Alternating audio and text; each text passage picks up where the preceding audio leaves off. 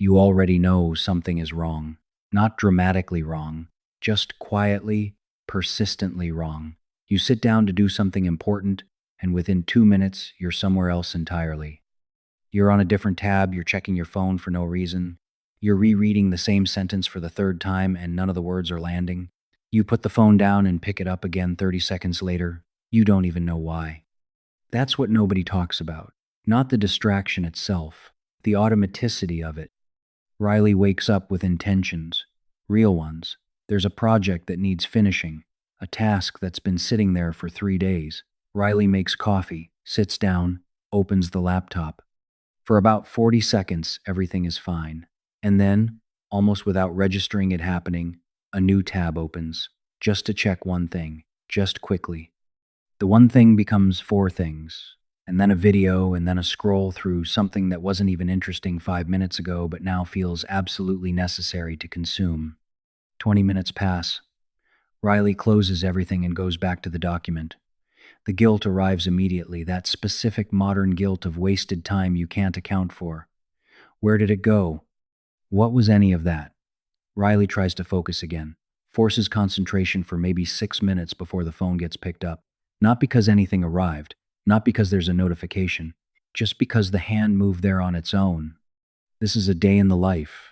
And the terrifying part isn't that it happened once, it's that it happens every single day and Riley is starting to lose count. Here's the thing.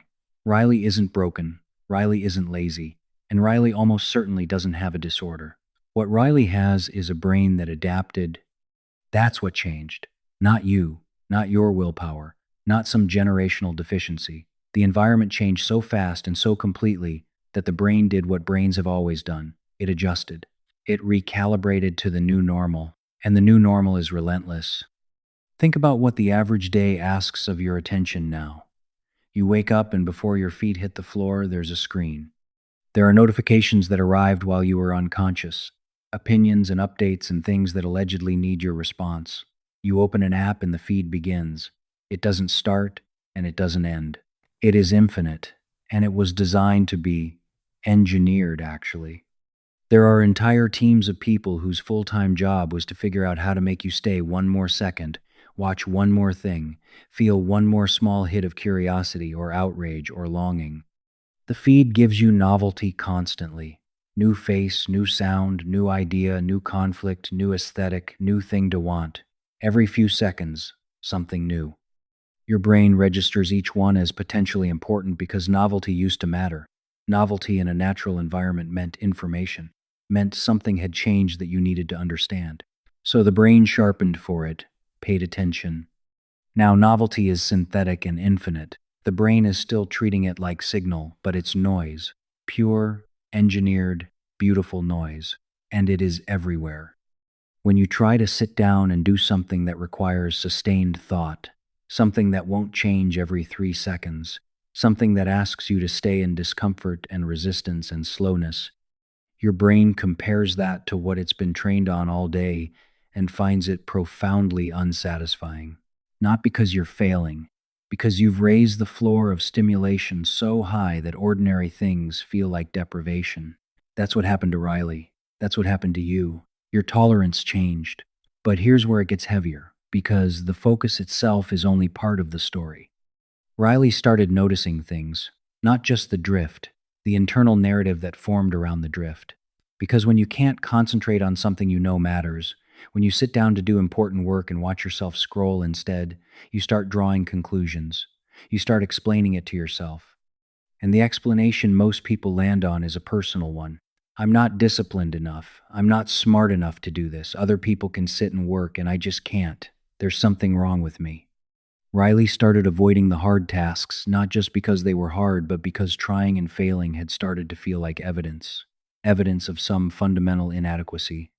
Better not to try fully than to try and confirm the fear. So the work gets pushed, the project stays unfinished, the loop continues, and the story Riley tells about Riley gets darker and smaller. This is the part nobody warned you about. The attention crisis isn't just about productivity, it's about identity. It's about who you believe you are. When you can't trust your own mind to stay with you, when your concentration fractures every few minutes, you stop believing you're capable of the things that require concentration. You shrink your ambitions to fit the attention span you think you have. You stop trying to read long things. You stop attempting complex projects. You optimize for short, for quick, for manageable. And slowly, without meaning to, you become someone who only does what's easy to start and easy to finish. That's the real cost. So, what do you do with that? First, you stop calling it laziness. You stop calling it weakness. Because it is neither. It is adaptation. Your brain responded to the environment it was given. That's not a character flaw. That's neuroscience behaving exactly as it should. The problem isn't you. The problem is that the environment changed and nobody handed you a guide. Second, you understand that focus is not a fixed trait. Focus is a capacity, and like any capacity, it can be eroded and it can be rebuilt.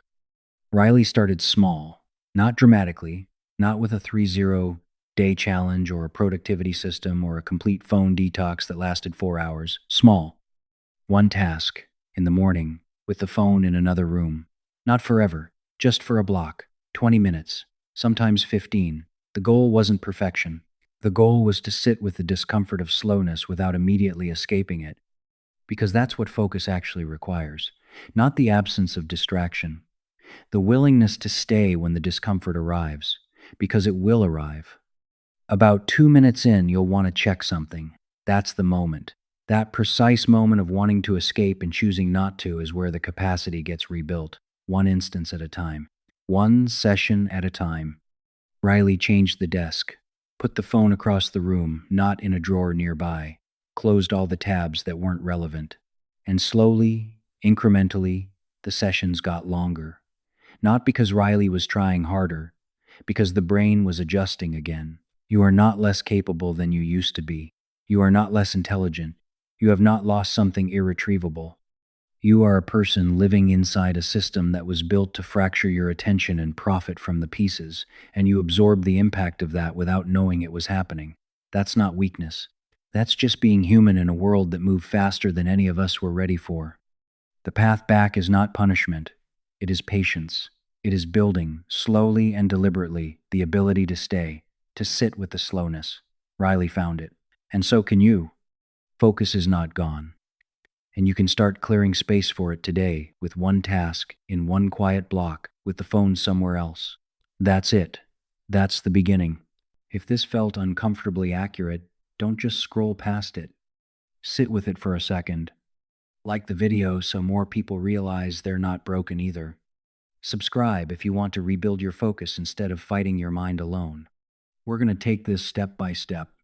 We're not done yet.